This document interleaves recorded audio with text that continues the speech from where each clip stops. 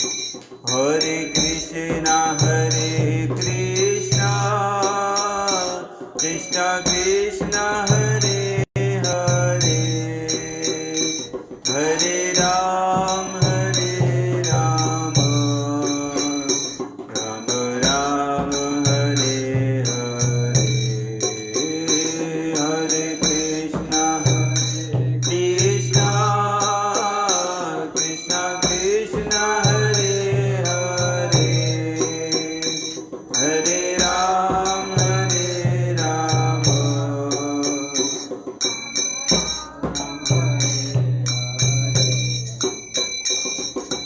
Hare Krishna, Krishna Krishna, Hare Hare, Hare Ram, Ram Ram, Hare Hare. Hare Krishna, Krishna Krishna, Hare Hare, Hare Ram, Ram Ram, Hare Hare. Hare Krishna,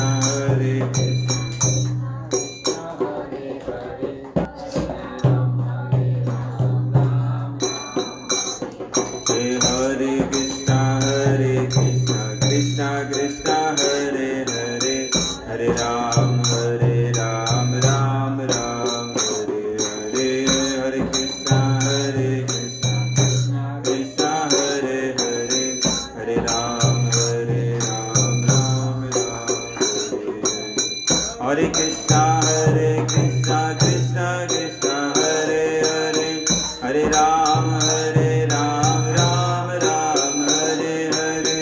Hare Krishna, Krishna Krishna, Hare Hare, Hare Ram, Ram Ram, Hare Hare.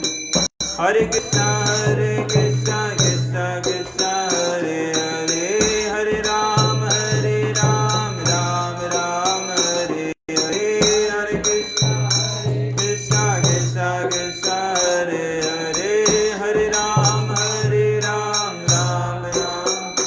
Bolo Hare Krishna, Krishna Krishna, Hare Hare, Hare Ram, Ram Ram, Hare Hare. Hare Krishna, Krishna Krishna, Hare Hare, Hare Ram, Ram Ram, Hare Hare. Hare Krishna, Krishna Krishna, Hare Hare, Hare Ram, Ram Ram, Hare Hare. Hare Krishna, Krishna Krishna, Hare Hare, Hare Ram, Ram Ram. Hare Krishna, Krishna Krishna, Hare Hare, Hare Ram, Ram Ram, Hare Hare. Hare Krishna, Krishna Krishna, Hare Hare, Hare Ram, Ram. Hare Krishna, Krishna Krishna, Hare Hare, Hare Ram, Ram Ram, Hare Hare. Hare Krishna. Bolo Hare Krishna, Krishna Krishna, Hare Hare, Hare Ram, Ram Ram, Hare Hare. Hare Krishna, Krishna Krishna, Hare Hare, Hare Ram, Ram. Hare Krishna, Krishna Krishna, Hare Hare, Hare Ram, Ram Ram, Hare Hare.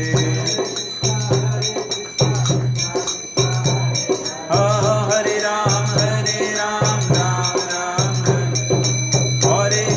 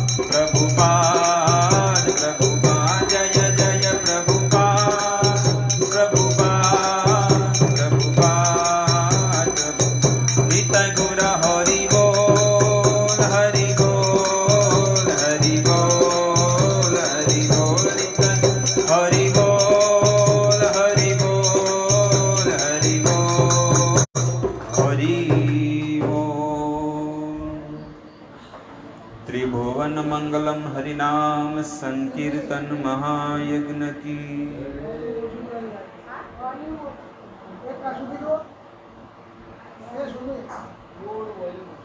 થઈ જશે આવક કરી નાખ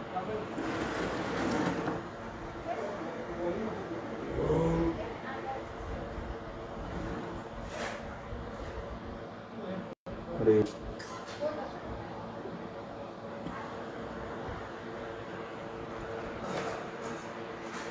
આને થોડુંક ઓછું કરી દો ને આને થોડુંક ઓછું કરી દો કુલરને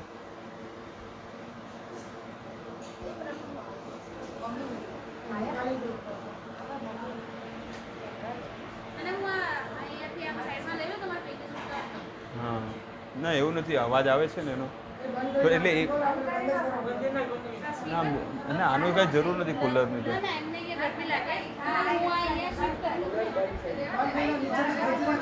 ગરમી નથી કઈ એટલી હા હરે કૃષ્ણ રાધે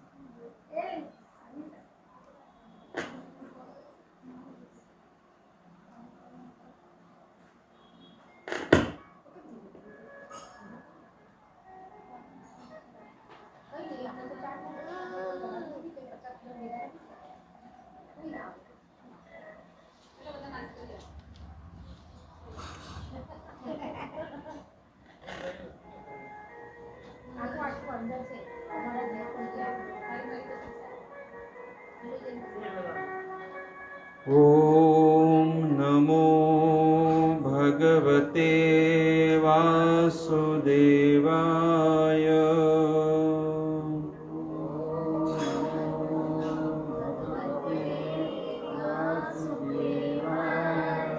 ओम नमो भगवते वासुदेवाय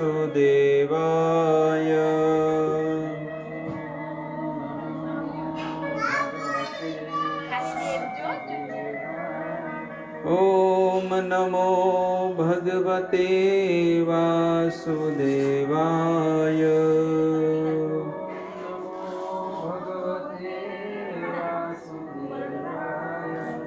नारायणं नमस्कृत्यं नरं चैव नरोत्तमं देवीं सरस्वती व्यासं ततो जयमुदीरये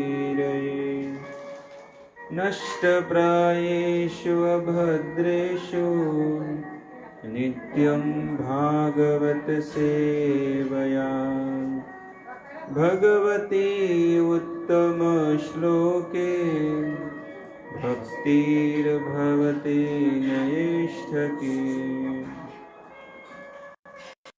ॐ ज्ञानमितिमिरन्धस्य ज्ञानाञ्जनशलाकया चक्षुरुन्मिलितं येन तस्मै श्रीगुरुवे नमः श्रीचैतन्यमनोभीष्टं स्थापितं येन भूतले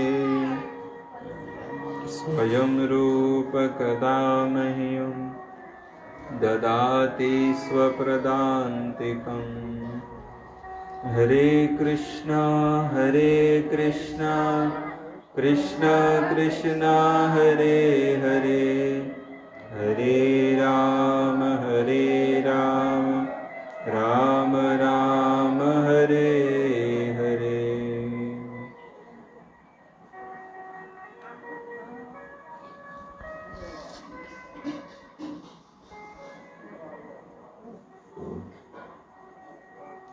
શ્રીમદ ભાગવત કથાના પ્રથમ દિવસમાં પધારેલા બધા ભગવાનના પ્રિય વાલા ભક્તોનું હાર્દિક સ્વાગત છે.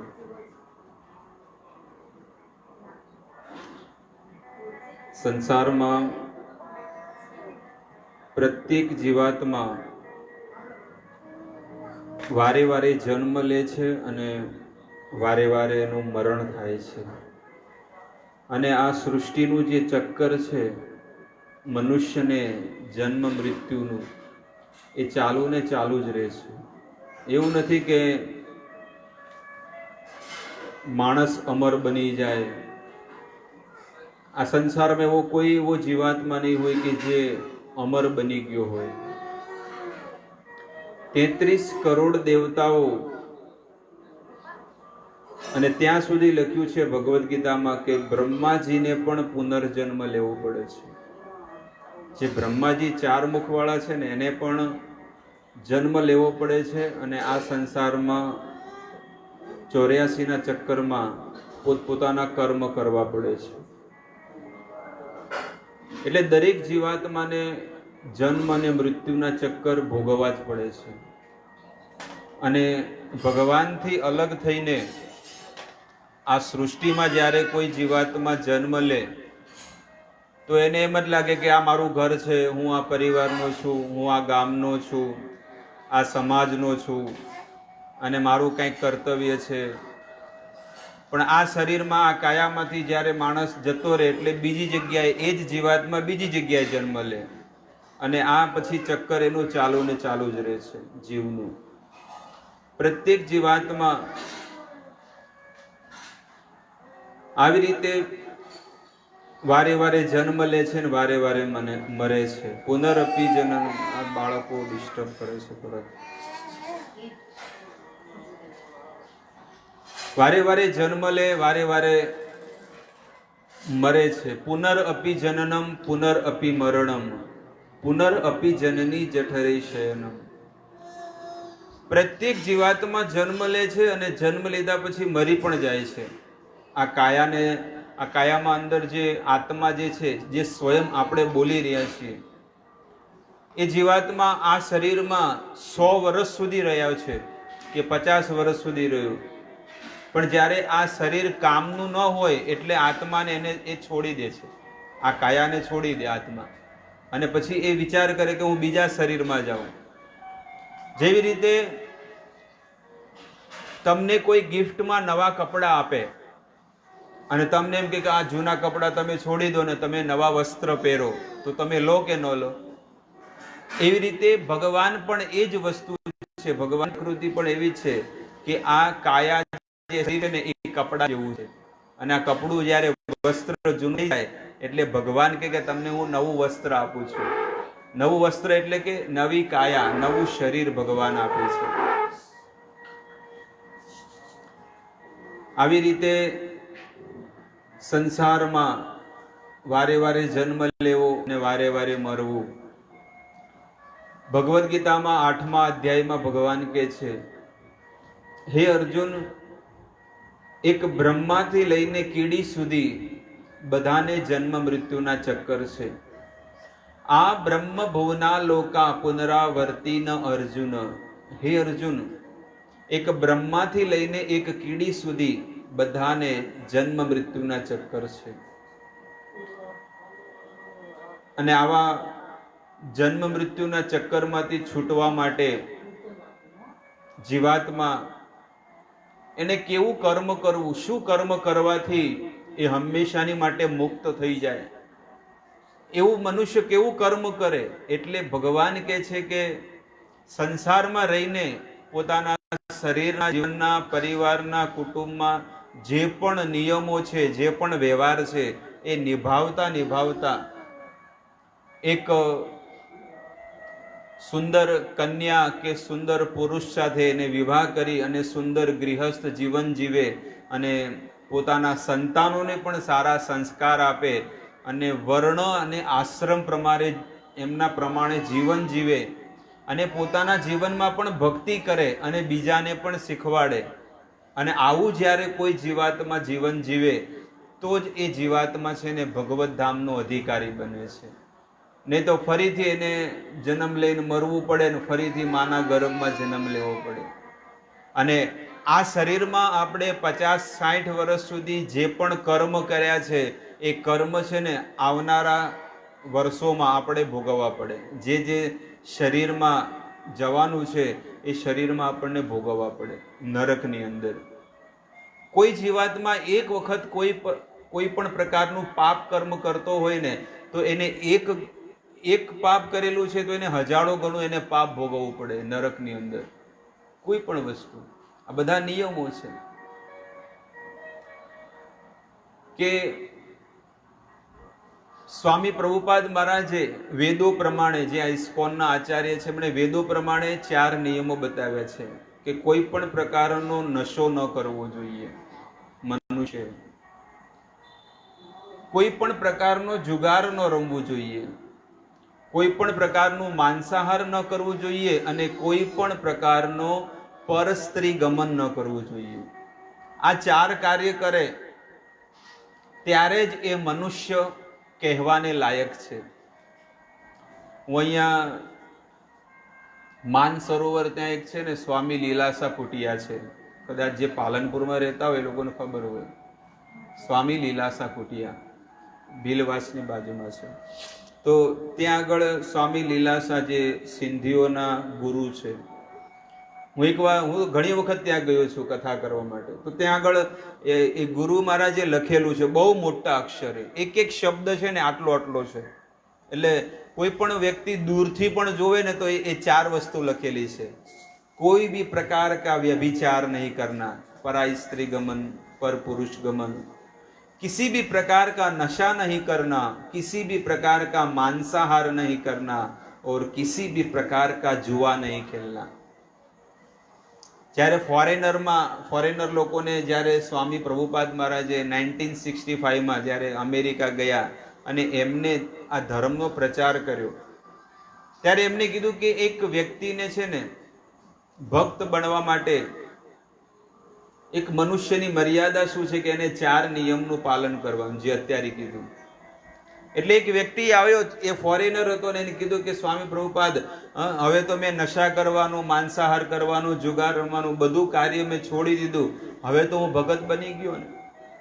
ત્યારે સ્વામીજી કહે છે કે હવે તું મનુષ્ય બન્યો છે. શું બન્યો છે?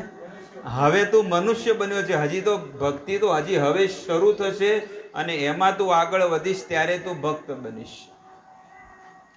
એટલે સાધારણ મનુષ્યના જ આ 4 કાર્ય છે, પણ મનુષ્ય એ 4 કાર્ય ભૂલી ગયો. 4 વર્ણ અને 4 આશ્રમ પ્રમાણે દરેક જીવાત્માએ જીવન જીવવું જોઈએ. ભગવદ્ ગીતામાં ભગવાન 4થા અધ્યાયમાં કહે છે, ચાતુર્વર્ણ મયા સૃષ્ટમ ગુણ કર્મ વિભાગશઃ. ભગવાન અર્જુનને કહે છે કે હે અર્જુન, મેં 4 વર્ણ અને 4 આશ્રમનું નિર્માણ કર્યું છે. આ સૃષ્ટિમાં જેટલા પણ મનુષ્યો છે એ 4 વર્ણમાં આવે છે. પણ મનુષ્યો શું કરે છે? પોતાની રીતે નવા વર્ણ ઘડે છે કે અમે આ વર્ણના છીએ. હકીકતમાં 4 જ વર્ણ છે. અને એના પછી એ શુદ્ર પરિવારમાં પણ છે ને, એની શુદ્ર યોનિની અંદર બીજા 2 વિભાગ પડ્યા છે, જેને કહેવાય એનાથી પણ નીચેના યવન અને મ્લેચ્છ. જે પાશ્ચાત્ય જગતના લોકો હોય એને મ્લેચ્છ કહેવામાં આવે છે, મ્લેચ્છ. અને એક યવન જાત જે ગૌ માંસ ખાવાવાળા હોય ને એ લોકોને મ્લેચ્છ કહેવામાં આવે છે, યવન અને મ્લેચ્છ. તો એ તો એટલા બધા પડી ગયા છે જીવાત્મા કે જેની વાત જ મત કરો. એ તો યવન અને મ્લેચ્છ, એમાંથી શૂદ્ર આવે, શૂદ્રમાંથી વૈશ્ય બને, વૈશ્યમાંથી ક્ષત્રિય, ક્ષત્રિયમાંથી બ્રાહ્મણ બને અને બ્રાહ્મણમાંથી ભગવાનનો ભક્ત બને અને ભક્ત બનીને ભગવાનના ઘરે પહોંચે. ત્યાં સુધી એ જઈ શકતો નથી. તો 4 પ્રકારના વર્ણ અને 4 આશ્રમ છે. 4 વર્ણ કયા છે? બ્રાહ્મણ, ક્ષત્રિય, વૈશ્ય અને શૂદ્ર. અને 4 આશ્રમ કયા છે? તો સૌથી પહેલો આશ્રમ છે કે બ્રહ્મચારી આશ્રમ, જેને કહેવાય 1 થી 25 વર્ષ સુધી કોઈ પણ સ્ત્રી કે પુરુષે બ્રહ્મચર્ય વ્રતનું પાલન કરવું જોઈએ શાસ્ત્ર અનુસાર. એટલે પહેલા કેવું હતું કે બાળક જ્યારે નાનો જન્મ લે ને એટલે એને ગુરુકુળમાં મોકલતા અને એની શિક્ષા પ્રદાન કરવામાં આવતી કે નાનપણથી જ એ 25 વર્ષનો થાય ત્યાં સુધી ગુરુના આશ્રમમાં રહી અને વેદ શાસ્ત્ર અને બધી વસ્તુનું, સમાજનું, પરિવારનું બધું જ્ઞાન પ્રાપ્ત કરે. ત્યાં આગળ કોઈ મોબાઈલ જોવા ન મળે, કોઈ ક્યાંય બહાર જવા ન મળે, કોઈ હોટલમાં, કોઈ થિયેટરમાં, કોઈ વસ્તુ નહીં. ત્યાં માત્ર સવારમાં વહેલા ઉઠાડીને 3-4 વાગે વહેલા ઉઠાડે અને યોગ, સાધના, તપસ્યા, હોમ, હવન, વેદા અધ્યયન આ બધી વસ્તુ કરાવે. એટલે એ બાળક જ્યારે 25 વર્ષનો થાય એટલે પછી એને નિર્ણય કરવાનો છે. એને શું કરવાનું છે કે મારે બ્રહ્મચારી આગળ બનવું છે કે મારે ગૃહસ્થ બનવું છે. જો એની ઈચ્છા હોય કે ના મારે ગૃહસ્થ બનવું છે તો એક કન્યાની સાથે એ વિવાહ કરે અને 25 વર્ષ સુધી એ જીવાત્મા છે ને એ મનુષ્ય ગૃહસ્થ જીવનમાં, પરિવારમાં, કુટુંબ હોય એનું, સગાવાલા હોય, પરિવાર બધા એની સાથે રહે. એટલે કેટલા થયા? 25 ને 25 50 વર્ષ જ્યારે પૂરા થઈ જાય એટલે એને ઘર છોડી દેવું જોઈએ. આવું આપણું વેદ કહે છે. ભગવદ્ ગીતા જ્યારે માને ને એ કહે છે કે 50 વર્ષ થાય એટલે એને છોડી દેવું જોઈએ. એટલે 50 પછી કઈ સંખ્યા આવે છે? એકા. એટલે વનમાં જવાનું. પણ માણસ વનમાં નહીં, ઘરમાં માણસ મરે.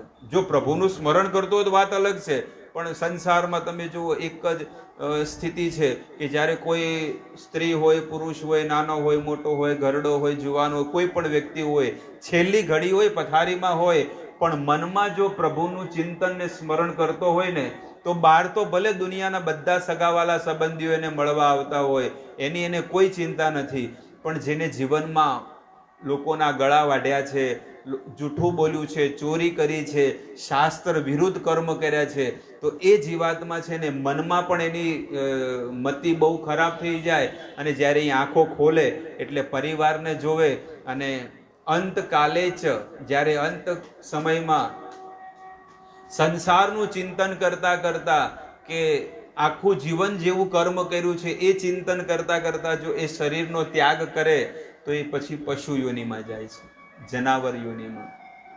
અને એ ભગવદ્ ગીતામાં ભગવાન કહે છે 8મા અધ્યાયના 6 નંબર શ્લોકમાં ભગવાન કહે છે અંતકાલે ચ મામેવ સ્મરણ મુક્ત્વા કલેવરમ. ભગવાન કહે છે કે હે અર્જુન, ભગવાન કૃષ્ણ કહે છે કે હે અર્જુન, જીવનના અંત સમયમાં જ્યારે પથારીમાં કોઈ પડ્યું હોય, આપણો વારો આવશે ને પથારીમાં, અમુક તો વારોય નહીં આવે, અમુક તો કેટલાય લોકોના રોડ એક્સિડન્ટમાં ટાયર નીચે ફસાઈ જાય, બધું એકદમ ખાલી માટી ભેગી કરીને લઈને આવે કે આ જો એ વ્યક્તિ છે.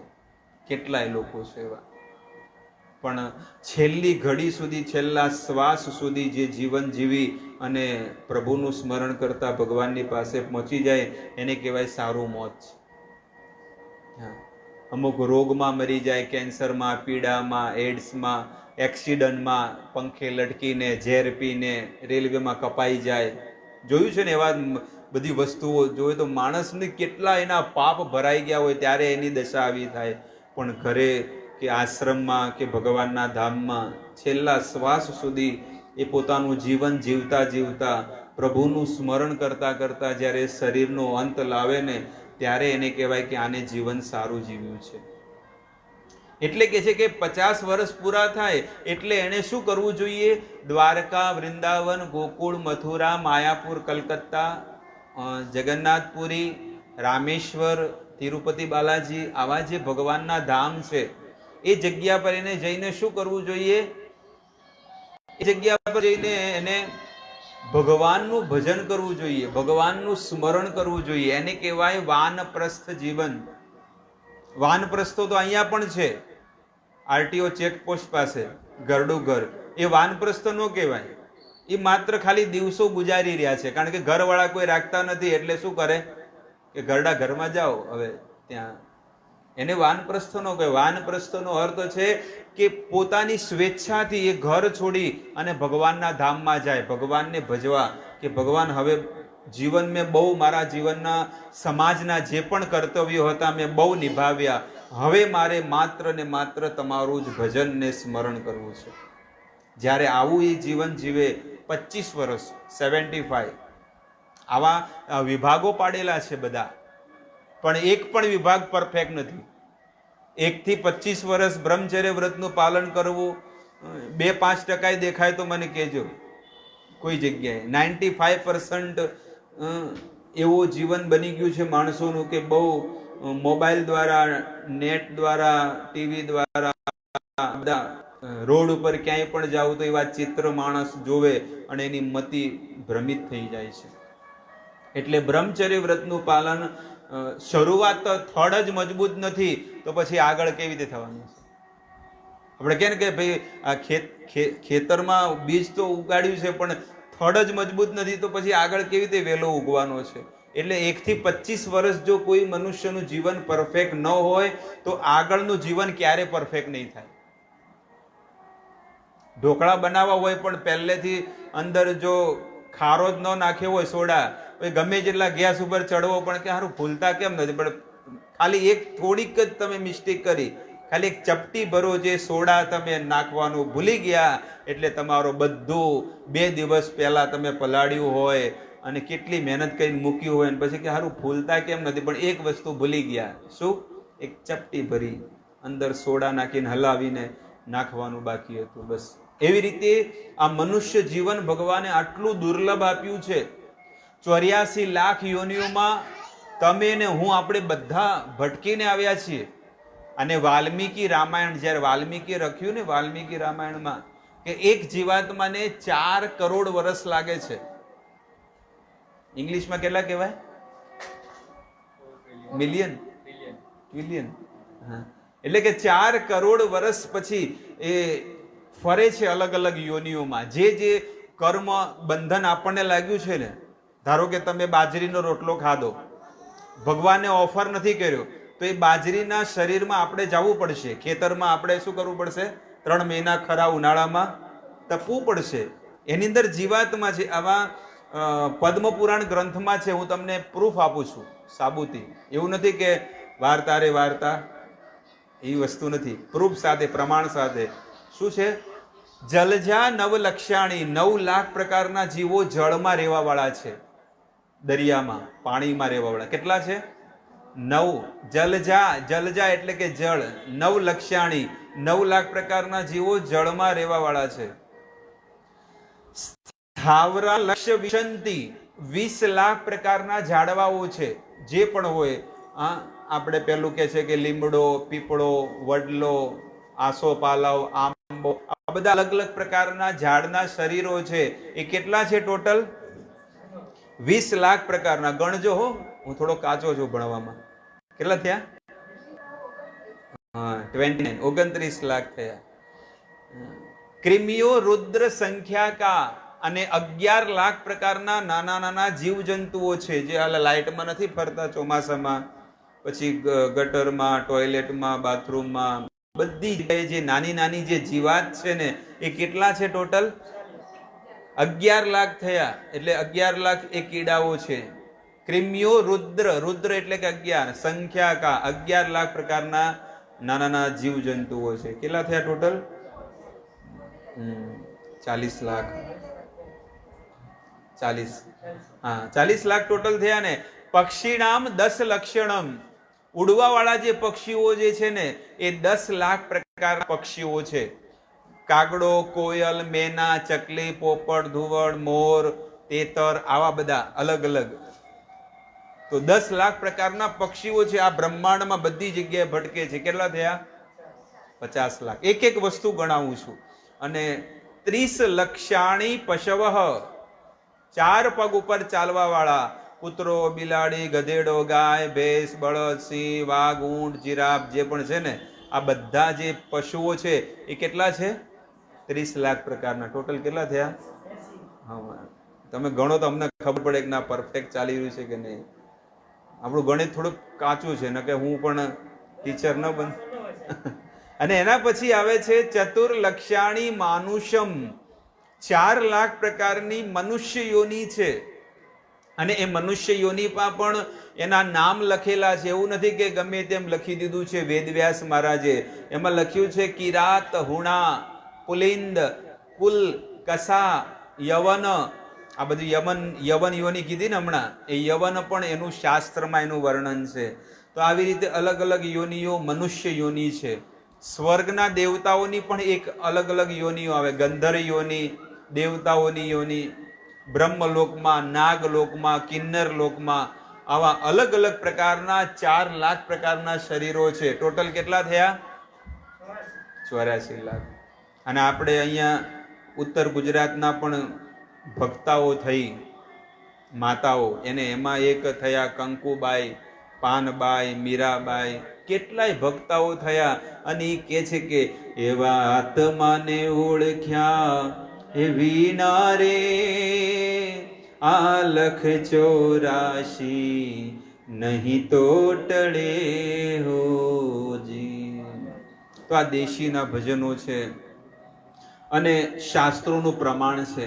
આની ઉપરથી એ સાબિત થાય છે કે વેદ અને શાસ્ત્ર છે ને એ ઓરિજિનલ છે. અને વેદોની અંદર બધી વસ્તુ લખેલી છે કે ભૂતકાળમાં શું ઘટના ઘટેલી છે, યુગો યુગો પહેલા શું ઘટના ઘટેલી છે, વર્તમાનમાં શું થઈ રહ્યું છે એ પણ વેદોમાં પહેલેથી લખેલું છે. અને ભવિષ્યમાં શું થવાનું છે એ પણ વેદોમાં પહેલેથી લખેલું છે. ભૂત, ભવિષ્ય અને વર્તમાન ત્રણેય કાળમાં વેદોમાં જે વસ્તુ લખેલી છે એ પહેલેથી લખેલી છે. અને એ વસ્તુ એ રીતે જ થઈ રહી છે. આ જે રોગ અત્યારે ચાલી રહ્યો છે એનું પણ વર્ણન રામચરિત માનસમાં પહેલેથી લખેલું જ છે. હા, પહેલેથી ચોખ્ખું ક્લિયર કટ કોરોના, હા, ક્લિયર કટ રામચરિત માનસમાં પહેલેથી લખેલું છે. એનું પ્રમાણ પણ છે. ભવિષ્યમાં શું થવાનું છે એ પણ પરફેક્ટ વસ્તુ લખેલી છે. 12મા સ્કંદની અંદર, હું જે આ જે ભાગવત છે ને એવું બીજો એક ભાગ આવે છે. આમાં 1 થી 9 સ્કંદ આવે અને 9 થી 12 સ્કંદ. તેમાં છેલ્લા સ્કંદમાં લખેલું છે કે આવનારા જે સમયની અંદર, હજી તો કળિયુગનું શરૂઆત જ છે. કળિયુગના હજી ખાલી માત્ર 2% જ વીત્યા છે. હજી તો 98% બાકી છે. 4,26,000 વર્ષ હજી બાકી છે આ કળિયુગને. 4,26,000. જો આવા સમયની અંદર શરૂઆતમાં જ જો આવી સ્થિતિ છે તો આવનારા સમયમાં શું થવાનું છે? હજી તો 5,500 વર્ષ વીત્યા છે. 4,32,000 વર્ષનો કળિયુગ છે, આખો કળિયુગ. ધારો કે આપણું આયુષ્ય 100 વર્ષનું હોય તો હજી 2 વર્ષ જ વીત્યા હોય તો 2 વર્ષમાં જો આટલા દુઃખી થઈ જાય તો 98 વર્ષ સુધી શું કરવાનું છે મગજમાં બેઠું? જો 2 વર્ષનો જ બાળક હોય અને એને 2 વર્ષના જીવનમાં આટલું બધું દુઃખ પડે તો આવનારા 98 વર્ષથી કેવી રીતે કાઢવાનું છે? એવી રીતે શાસ્ત્ર કહે છે કે 4,32,000 વર્ષ વીતી ગયા અને આપણે કે તોબા તોબા, આટલું બધો ઘોર કળિયુગ આવ્યો. તો કળિયુગમાં હજી તો શરૂઆત છે. આપણે જો ત્રાસી ગયા તો આપણા આવનારા સંતાનોનું જીવન કેવું થશે? મને એમ થાય છે આવનારી પેઢીઓનું જીવન કેવું છે?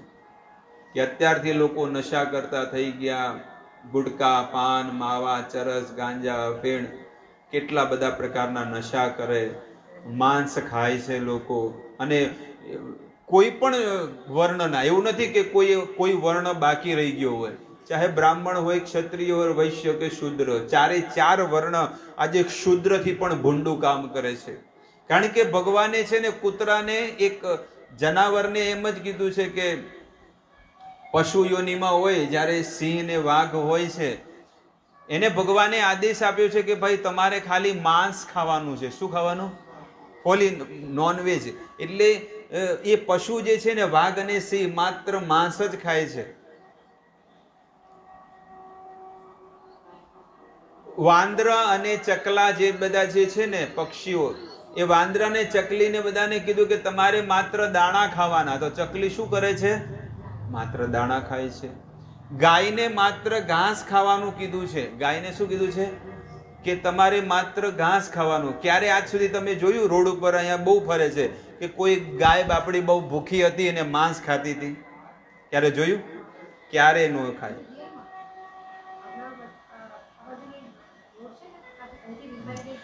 બહુ એવી ઓછી વસ્તુ હોય, પણ આજ સુધી ક્યારે પણ કોઈ વ્યક્તિ એવું નહીં હોય કે ગાય ક્યારે માંસ ખાતી હોય, નોનવેજ ક્યારે નહીં ખાય.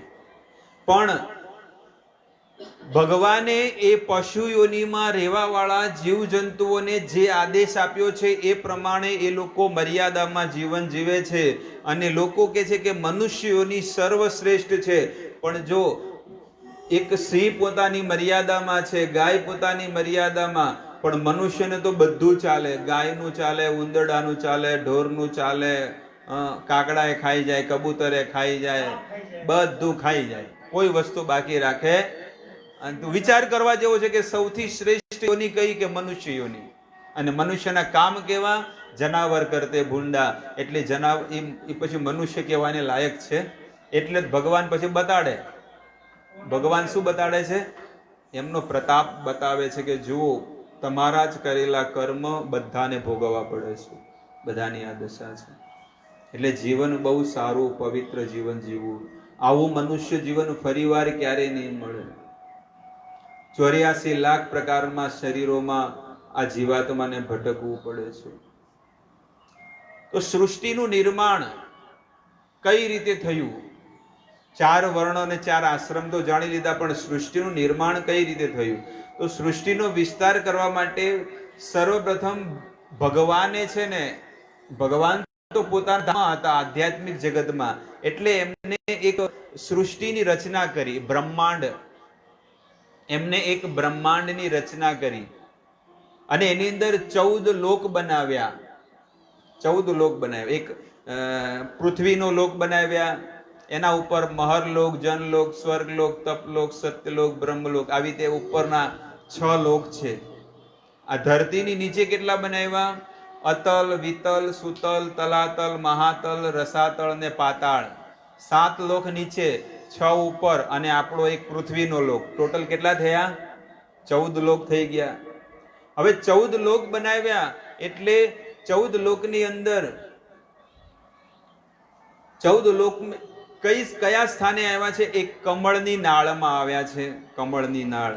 અને કમળ ખીલેલું છે, અને એ કમળની અંદર બ્રહ્માજીને પ્રગટ કર્યા. બ્રહ્માજી પ્રગટ થઈ ગયા એટલે બ્રહ્માજી વિચાર કરે છે કે હું કોણ છું અને મને શા માટે, મને કોને પ્રગટ કર્યો છે? ત્યારે ભગવાને કીધું કે મેં તમને પ્રગટ કર્યા છે. તો હવે શું કરવાનું? તમે સૃષ્ટિનું નિર્માણ કરો. પણ નિર્માણ કરવા પહેલા તમે તપસ્યા કરો. અને એ આખા બ્રહ્માંડમાં એક દિવ્ય ધ્વનિ ઉઠી. અને આ જ્યારે સૃષ્ટિમાં એક દિવ્ય ધ્વનિ ઉઠી, એનું નામ છે તપઃ. તપઃ. હે બ્રહ્મા, તમે શું કરો?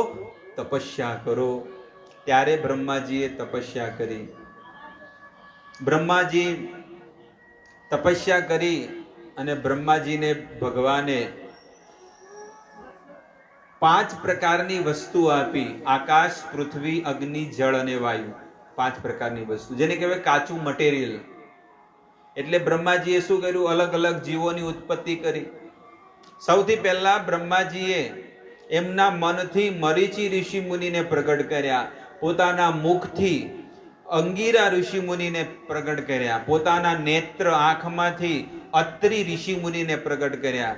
પોતાના કાનમાંથી પુલત્સ ઋષિ મુનિને પ્રગટ કર્યા. પોતાની નાભીમાંથી પુલહ ઋષિ મુનિ, પોતાના હાથમાંથી ક્રતુ ઋષિ મુનિ પ્રગટ કર્યા. પોતાની ત્વચામાંથી ભૃગુ ઋષિ મુનિને પ્રગટ કર્યા. અને અંગૂઠામાંથી યક્ષોને પ્રગટ કર્યા. પોતાના પ્રાણમાંથી અનિમેષ ઋષિ મુનિ, વશિષ્ઠ ઋષિ મુનિને પ્રગટ કર્યા. અને પોતાના ખોળામાંથી નારદ ઋષિ મુનિને પ્રગટ કર્યા. આ 10 ઋષિ મુનિઓને જ્યારે પ્રગટ કર્યા, એ 10 કમંડળ લઈને બાળારામ અમારે કે ભાઈ સંસાર માંડવો, કારણ કે જેને જેને સંસાર માંડ્યો છે એની દશા અમે જોઈ, એટલે કે અમારે કોઈ ફેરા ફરવા, 4 ફેરા ફરવું, પછી 84 ફેરા ફરવું પડે. એના કરતા અખંડ ભણવાનું, ધંધો કરવાનો, લગ્ન કરવાનો, જફા મારી લાઇટ બિલ ભરવું, ઘર વેરો ભરવો, કેટલી જફા મારી. ઘર વેરો ભરો તોય લાઈનમાં ઊભું રહેવું પડે. અમારે કઈ લાઈનમાં ઊભું રહેવું? અમે તો માળા કરશું પ્રભુની, હસતા હસતા પ્રભુના ઘરે પહોંચી જશું. આ 10 જણા જતા રહે. બ્રહ્માજીને આવ્યો ક્રોધ કે સૃષ્ટિ નિર્માણ કરવી છે, ને આ લોકો તો બધા ડરી ગયા. એટલે બ્રહ્માજીએ એમને જ્યારે ક્રોધ આવ્યો ને તે એમના ભ્રિકુટીમાંથી છે ને શિવજી પ્રગટ થયા. શિવજી જેવા પ્રગટ થયા. શિવજી કે શું આદેશ છે? પણ શિવ અને બ્રહ્મામાં ઘણો ફરક છે. શિવ એ શિવ તત્વ છે અને બ્રહ્માજી જીવ તત્વ છે. બ્રહ્માજીને મરવું પડે પણ શિવજીને એ અમર છે, અમર તત્વ. શિવજીને કીધું કે શું છે? ત્યારે બ્રહ્માજી કે તમે સૃષ્ટિનું નિર્માણ કરો, સૃષ્ટિને આગળ વધારો. હવે શિવજી તો તમોગુણના અધિષ્ઠાતા દેવતા છે, એમની અંદર તમોગુણ નથી, પણ એ વસ્તુ કરી શકે ખરી. એટલે પછી જેવા ગુણ હોય એવા એ વસ્તુ પ્રગટ થાય માણસને, જેવું મેનેજમેન્ટ હોય એવું. એટલે એમને તરત જ પોતાના શરીરમાંથી સાપ, વિચ્છુ ને ઝેરી ઝેરી જે વસ્તુઓ છે ને એ બધી પ્રગટ થઈ અને બ્રહ્માજી જ્યાં તપસ્યા કરતા હતા ત્યાં જઈને આગળ હાથમાં ને પગમાં માથે બધા. બ્રહ્માજી કે આ બધા જીવો ક્યાંથી આવ્યા? એ કે અમને તો શિવજીએ પ્રગટ કર્યા છે. શિવજીને કીધું રોકો, આવી સૃષ્ટિ નથી કરવાની, મનુષ્યોની પ્રગટ કરવાના છે, મનુષ્યોને પ્રગટ કરવાના અને મનુષ્યોની આગળ વધારવાની છે. ત્યારે શિવજીને કીધું કે તમે આ વસ્તુને રોકી દો અને તમે હવે છે ને પ્રલય ડિપાર્ટમેન્ટ તમારે સંભાળવાનું, હવે તમે ભગવાનના ધ્યાનમાં સ્મરણમાં તમે લાગી જાઓ. એટલે શિવજી કે ઓકે, મારે એ કામ કરવું જ હતું એટલા માટે મેં આ કર્યું, સાઈડમાં થઈ જાઉં ને હવે, બસ ભજન જ કરવું છે.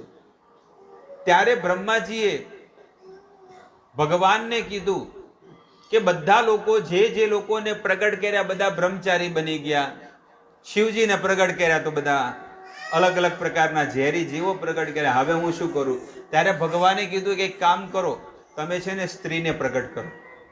સૌથી પહેલા સ્ત્રીને પ્રગટ કરો એટલે પુરુષ ગમે ત્યાં હોય દુનિયામાં પણ સાંજે, અને એ પોતાના ઘરમાં બધું સજાવશે, ટીવી, વોશિંગ મશીન, ફ્રીજ, બધી પ્રકારની સોફા સેટ ને પલંગ ને એસી ને બધી વસ્તુ સજાવશે. કારણ કે ઘર, હમારા ઘર સપનો કા સંસાર ને બધું જોવે ને. અને જેને ફક્કડ બાબા હોય ને કોઈ ટેન્શન નહીં. એટલે કે તમે સ્ત્રીનું પ્રગટ કરો. એટલે બ્રહ્માજીએ પોતાને જમણી બાજુથી શત્રુપાને પ્રગટ કરી અને ડાબી બાજુથી શત્રુપા અને જમણી બાજુથી મનુ મહારાજને પ્રગટ કર્યા. અને મનુ અને શત્રુપાને જ્યારે પ્રગટ કર્યા એટલે સૌથી પહેલા એમને કીધું કે શું કરવાનું છે કે તમારે તમારા શરીરમાંથી તમે બે જણા મૈથુનની સૃષ્ટિ પ્રગટ કરો. મૈથુનની સૃષ્ટિ એટલે વિવાહ કરીને જે પરિવારમાં રહીને જે સંતાનની પ્રાપ્તિ કરે એને મૈથુનની સૃષ્ટિ કહેવાય. અને આવી રીતે મનુ અને શત્રુપાએ જ્યારે વિવાહ કર્યા તો ડાયરેક્ટ એવું ન કે હવે આપણે સૃષ્ટિ કરીએ. સૌથી પહેલા 12,000 વર્ષ સુધી એમણે છે ને તપસ્યા કરી. પહેલા સૌથી પહેલા એમને 12,000 વર્ષ સુધી તપસ્યા કરી અને તપસ્યા કરીને એવા સંતાનોને પ્રગટ કર્યા કે આ વિશ્વ બ્રહ્માંડમાં સૌથી વધારે જે પણ લોકો છે ને એ ઋષિ મુનિઓથી પ્રગટ થયા છે. અને એમાંથી એક ઋષિ મુનિ આપણે 30 કિલોમીટર બાજુમાં બિંદુ સરોવરમાં પ્રગટ થયેલા, જેમનું નામ છે કરદમ ઋષિ મુનિ અને દેવહૂતિ, માં દેવહૂતિ. મારે એટલા માટે બધી આ કથા એટલા માટે કેવી પડી, આપણે સિદ્ધપુરની કથા કરવાની જ હતી પણ પહેલા મેં કીધું આગળનું પ્લેટફોર્મ ન હોય તો તમને કઈ રીતે ખબર પડે કે આ આપણે ભગવાનના ધામમાં રહીએ છીએ. બીજે ક્યાંય નથી રહેતા પણ આપણે કયા ધામમાં રહીએ છીએ? બ્રજ 84 કોષ જે છે વૃંદાવન એ લગભગ 200 કિલોમીટરના અંતરમાં છે ટોટલ. બ્રજ 84 કોષ વૃંદાવન, મથુરા, ગોકુળ, બરસાના, નંદગાંવ, ગોવર્ધન જે પણ છે ને 200 કિલોમીટરના ફેરામાં છે. તો આપણે આ કેટલા ફેરામાં છે? કેટલું અંતર છે?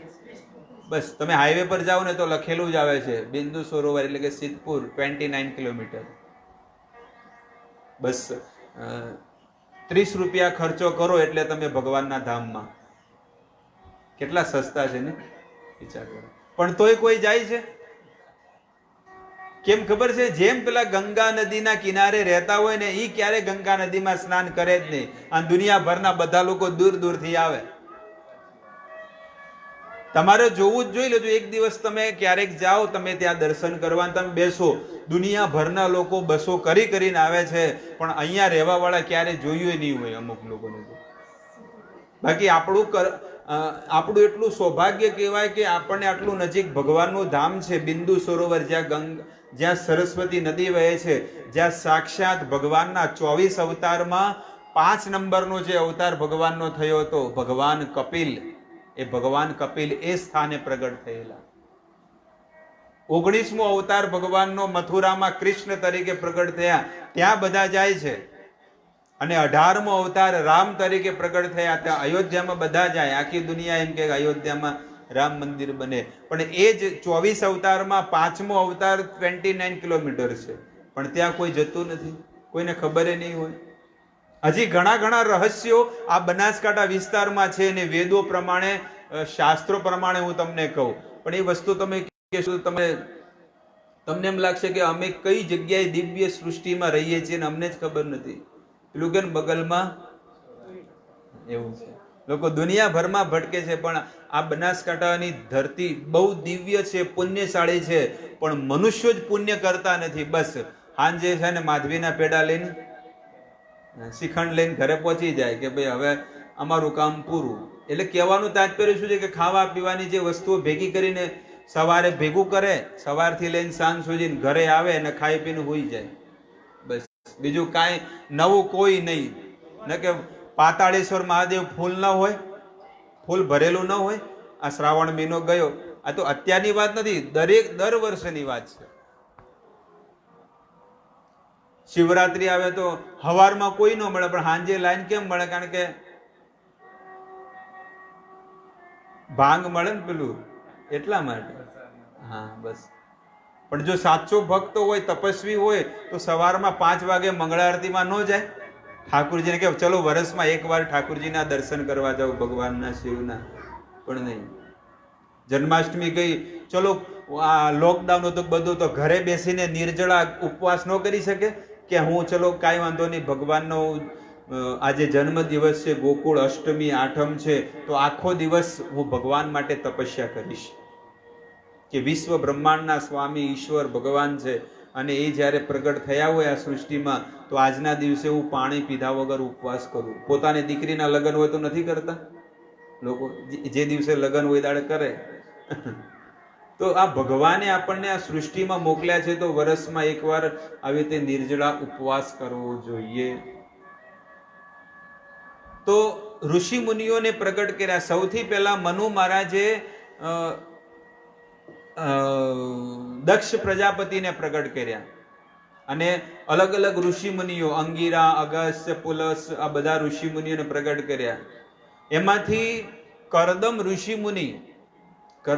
મુનિ આપણે સિદ્ધપુરમાં પ્રગટ થયા હતા, અને ત્યાં રહીને એમને તપસ્યા કર્યા. પણ એના પહેલા મનુ મહારાજ જ્યારે સૃષ્ટિ કરવા ગયા, એ ઘટના હું તમને ભૂલી ગયો કહેવાની, કે મનુ મહારાજે જ્યારે સૃષ્ટિને નિર્માણ કરવા ગયા, કે ચલો સૃષ્ટિ કરવી ક્યાં, એટલે સૃષ્ટિ કે પૃથ્વી પર કરવાની છે, આ પૃથ્વીમાં. પૃથ્વી મળે જ નહીં, પૃથ્વી મળે જ નહીં. જેવી રીતે કોઈ એમ કે ભાઈ ગઠામણ દરવાજા ક્યાં છે, પણ ગઠામણ દરવાજા કોઈ માણસ આવે તો ત્યાં મેદાન જ છે, કોઈ રેસ્ટોરન્ટ નહીં, કોઈ દુકાન નહીં, કોઈ બિલ્ડિંગ નહીં, કાંઈ નહીં. તો માણસ ગોળ ગોળ ફરે નહીં કે હારું આ ગઠામણ દરવાજા ગયું ક્યાં.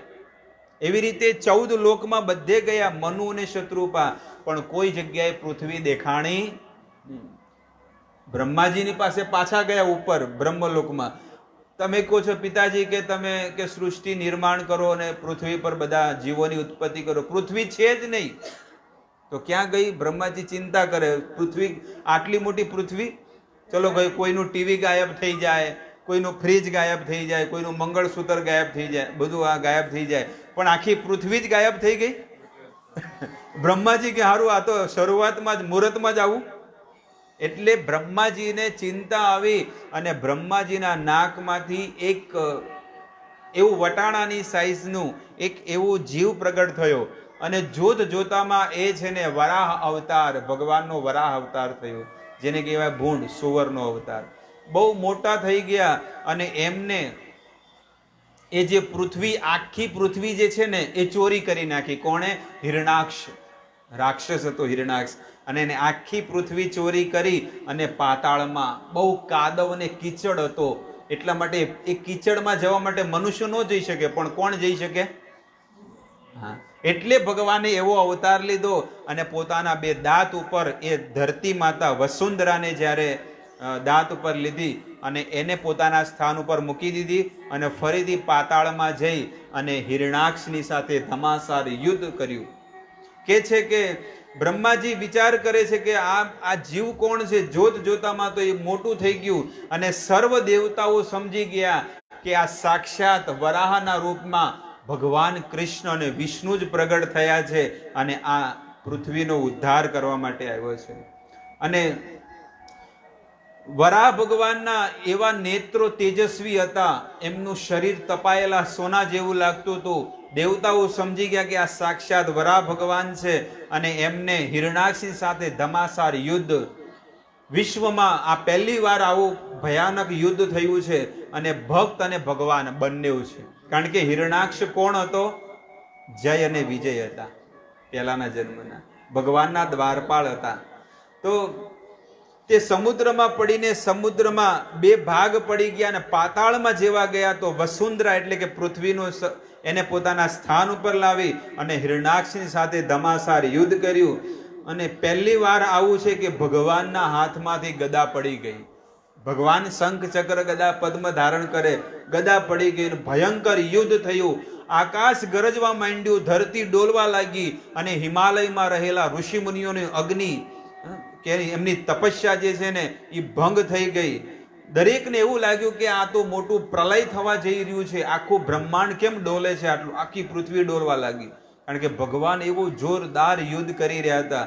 અને અપ્સરાઓ જે સ્વર્ગની અંદર નૃત્ય કરતી હતી ને, એ અપ્સરાઓના નૃત્ય પણ બંધ થઈ ગયા. પૃથ્વી અને ગાયોની સેવા કરવા, એમનો ઉદ્ધાર કરવા માટે, સાધુઓની રક્ષા કરવા માટે ભગવાને માત્ર એક જ મુષ્ટિકા એ હિરણાક્ષના મોઢા ઉપર મારી, તરત જ મોઢામાંથી લોહી નીકળી ગયું પેટમાં. અને બધી જ્યારે મુષ્ટિકાઓ જ્યારે મારી ત્યારે હિરણાક્ષ જમીન ઉપર પડી ગયો.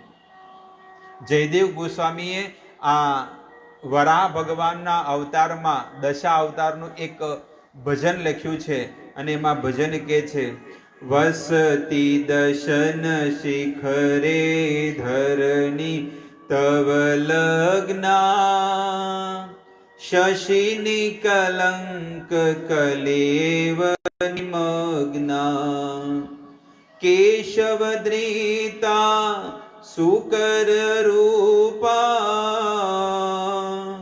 જય જગદીશ હરે, જય જગદીશ હરે, જય જગદીશ હરે. દશા અવતાર, ભગવાનનો દશા અવતાર, એમાં આ ભગવાનનો વરાહ અવતાર થયો.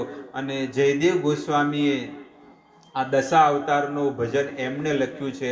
અને એ જયદેવ ગોસ્વામી કહે છે કે આવા સુકર રૂપા જે ભગવાન વરાહના રૂપમાં પ્રગટ થયા, એવા વરાહ ભગવાનને હું કોટી કોટી વંદન કરું છું. આવી રીતે જયદેવ ગોસ્વામીનું આ સુંદર દશા અવતાર કૃત છે. અને દશા અવતારમાં ભગવાનનો કૂર્મ અવતાર, કાચબાનો અવતાર, ભગવાનનો પરશુરામજીનો અવતાર, આવા 10 અવતારોનું વર્ણન કરેલું છે. વિદુરજી કહે છે કે આ અસુર કેવી રીતે બન્યો અને પહેલાના જન્મમાં કોણ હતો? ત્યારે મૈત્રેય ઋષિ મુનિ કહે છે કે આ અસુર બીજો કોઈ નહીં, આ હિરણાક્ષ અને હિરણ્યકશિપુ કોણ હતા? તો કહે છે કે ભગવાનના ધામના જય અને વિજય હતા. ભગવાનનું ધામ વૈકુંઠ છે અને વૈકુંઠના જે દ્વારપાલ જે હોય ને, એ જય અને વિજય છે. તો જય અને વિજય છે ને ભગવાનની સેવામાં લાગેલા હતા. એક સમયની ઘટના છે કે 4 કુમાર, સનક, સનાતન, સનંદન અને સનત કુમાર, ચતુષ્કુમાર, બ્રહ્માજીના માનસ પુત્ર કહેવામાં આવે છે. અને એ 4 કુમારો એ વૈકુંઠમાં ભગવાનને મળવા ગયા, 5 વર્ષની ઉંમરના. હવે 5 વર્ષની ઉંમરના શરીર ઉપર કોઈ વસ્ત્ર જ નથી પહેર્યું. એટલે જય અને વિજય કે આવા નંગ ધડંગ તમે વૈકુંઠમાં ક્યાં ઘૂસી આવો છો? આ થોડું કઈ પૃથ્વીનો લોક છે, ગમે તેમ. હવે સનત કુમાર વિચાર કરે છે કે આ એક ભક્ત અને ભગવાનને રોકવાની કોશિશ કરી રહ્યો છે. અરે આ તો બધા અસુરો છે, આ કે ભગવાનના ભગત નો કહેવાય કે પૃથ્વી પર આવા જ છે. એટલે કે અમે તમને શ્રાપ આપી દઈએ છીએ, જય અને વિજય, તમે જાઓ પૃથ્વી પર અને અસુર બની જાઓ. ભગવાન એ ઘડી આવ્યા, એ જ સમયે ભગવાન આવ્યા, અને ભગવાનની આ ઈચ્છા હતી. ભગવાન કે હું અલગ અલગ પ્રકારની લીલાઓ કરું છું, મારું નામ છે રસિક શેખર, અલગ અલગ પ્રકારના રસનું આસ્વાદન હું કરું છું, તો મારે વીર રસનું આસ્વાદન કરવું. હવે ભગવાન વૈકુંઠમાં કોઈ ભક્તને કે ભાઈ મારી સાથે યુદ્ધ કર, તો ભક્ત શું કરે? ભગવાન હું તમારી સાથે થોડો યુદ્ધ કરું, માંડ માંડ મુશ્કેલીથી વૈકુંઠમાં આવ્યો છું, હું ન કરું યુદ્ધ. ભગત હોય તો શું કરે? હાથ જોડી ના કરે. કોઈ પણ હોય તો ક્યાંય પણ મળે તો હાથ જ જોડે. એટલે ભગવાન વિચાર કરે કે આ મારા ભક્તો છે, કોઈ મારી સાથે યુદ્ધ કરે નહીં, એટલે મારે જ હવે કંઈક ચક્કર. મારી જ યુક્તિ હતી, ચતુષ્કુમારને કહે છે, અને જય વિજયને કીધું કે બોલો, મારા વિયોગમાં 7 જન્મ સુધી તમારે પૃથ્વી પર ભક્ત બનીને રહેવું છે કે 3 જન્મ અસુર બનીને રહેવું છે? ત્યારે જય અને વિજય કે 3 જન્મ સુધી અમે અસુર બનીને રહેશું, પણ તમારા વગર અમને એક ઘડી નહીં ચાલે. અને તમારી આ ઈચ્છા છે તો અમે એવા અસુર બનશું ને કે તમે યાદ કરી જશો. પેલું કે ને આપણે છઠ્ઠીનું. અને એવા હતા. ઘણા લોકો કે હાય હાય આટલો કળિયુગ, હળહળતો કળિયુગ આવે છે, ભગવાન કાંઈ કરતા કેમ નથી? અરે એની સામે તો આ બિન લાદેન દાઉદ બધા મચ્છર જેવા છે, મચ્છરના તોલે નો આવે. કારણ કે એ જે હિરણાક્ષ અને હિરણ્યકશિપુ કેવો હતો ખબર છે? સ્વર્ગના દેવતાઓને બોલાવતો પોતાના મહેલમાં, અને ઇન્દ્ર દેવતાને કે તું ફર્નિચર સાફ કર, કુબેરના છોકરાઓને કે ભાઈ તું છે ને પોતું માર, અપ્સરાઓને કે ઝાડુ મારો, વાસણ ધોવો, રસોઈ બનાવો. હવે આવી સેવા કરો. આપણે તો કામવાળી ન કરે, એમાં મહિનો આવે એમાં અઠવાડિયું રજા પાડે અને પગાર પૂરો લેવાનો. પણ દેવતાઓને મફતમાં કામ કરાવે, અને કામ કરી કરીને તૂટી ગયા, પરસેવો એટલો નીકળે ને બધા દેવતાઓ વિચાર કરે, ભગવાનને પ્રાર્થના કરે છે કે ભગવાન આવો અને આ બધી નોકરીમાંથી છોડાવો.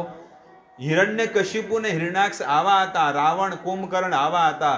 જ્યારે આવા વીર રાક્ષસો પેદા થાય ત્યારે ભગવાન આવે. આવા પીઠ પાછળ પેલા બોમ્બ ધડાકા કરે ને એવા બધા માણસોને મારવા થોડા ભગવાન આવવાના છે? હા, એટલે ભગવાન કઈ એવા થોડા નવરા છે આવી જાય.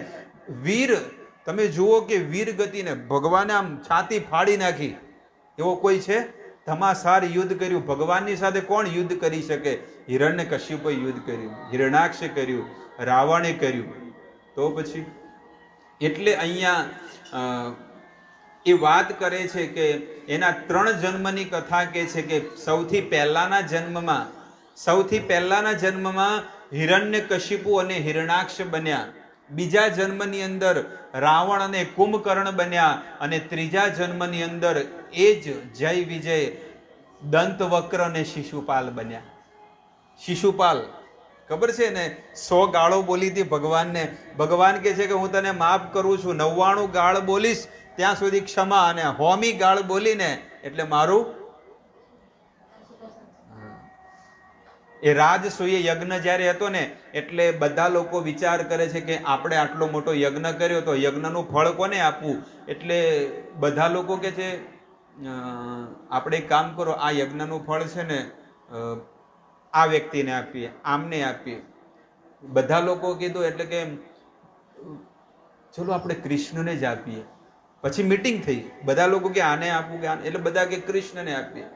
એટલે એ સભામાં છે ને ભીષ્મ દેવ બેઠા હતા. ભીષ્મ પિતામહ કે સાચી વાત છે, આ સભામાં યજ્ઞનું ફળ લેવાનો અધિકાર માત્ર ભગવાન શ્રી કૃષ્ણને જ છે. અને જ્યારે ભગવાન કૃષ્ણની વાત આવીને ફાઇનલ થવા આવ્યું તો ત્યાં શિશુપાલ ઉભો થયો. તમારે બધાની મતી મારી ગઈ છે, આ તો એક ગોવાળીઓ છે, આ તો કેટલી ગોપીઓની સાથે રાસલીલા રમીને, આ કઈ અખંડ બ્રહ્મચારી છે? અરે એના કરતા તો આ 400 વર્ષ જૂનો જે ડોહો છે ને એને તમે યજ્ઞનું ફળ આપો. કોણ?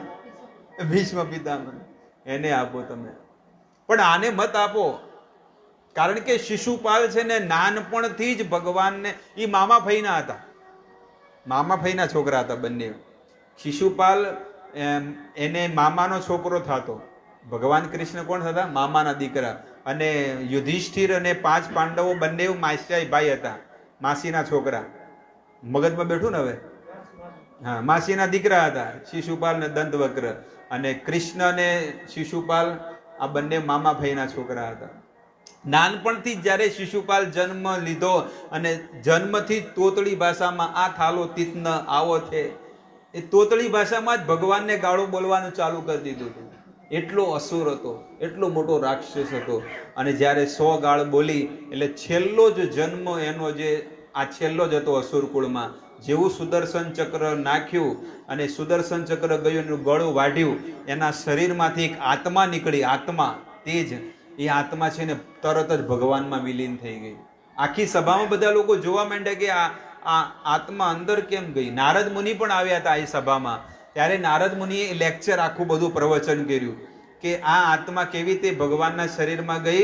કારણ કે એ ભગવાનના ધામના જય અને વિજય હતા અને એનો છેલ્લો જન્મ હતો. હવે ભગવાનના ધામમાં ફરીથી જય અને વિજય બની જશે. તો આવી રીતે મેં તમને સૃષ્ટિનું નિર્માણ કેવી રીતે થયું એનું મેં તમને વર્ણન કર્યું.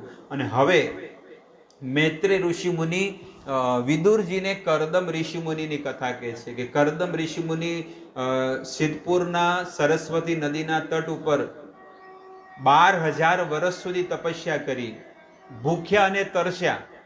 આપણી જેમ એવું નહીં કે 2 ટાઈમ થાળ ભરીને ખાવાનું, અને તોય કે મારે 11 છે, કોઈ કે મારે પૂનમ છે.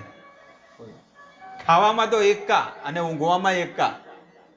ખાવું ને ઊંઘવું, બસ. કેટલાય ખાટલા તોડી તોડીને ડાગડા પર નાખી દીધા, માળિયા ઉપર.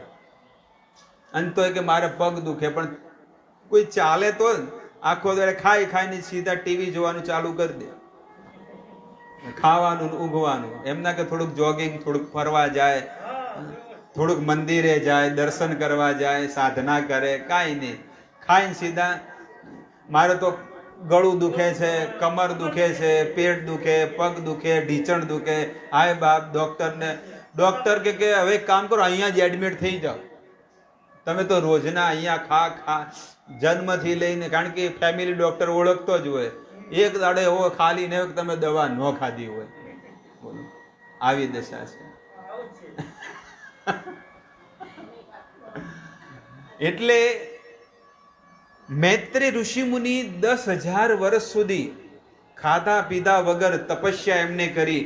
અને તપસ્યા કરીને જ્યારે ભગવાન પ્રગટ થયા, ભગવાને જોયું કે મારા ભક્ત મને પ્રાપ્ત કરવા માટે કેટલી તપસ્યા કરે છે, કેટલી કષ્ટી કરે છે.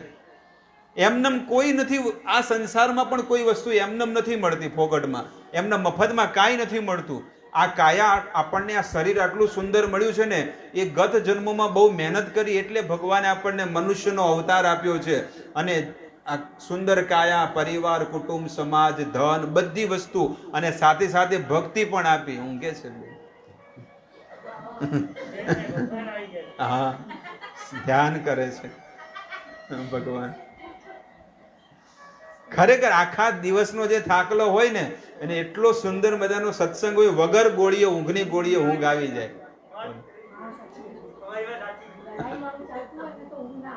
ભગવાનની કથામાં કેટલું સુખ છે. અમને તો એમ થાય કે વિચાર કરો કે લોકો ગોળીઓ ખાઈને ઊંઘ નથી આવતી, પણ કથામાં એવા આનંદથી ઊંઘાઈ જાય ને ગગનમાં ક્યાંય ફરતા હોય.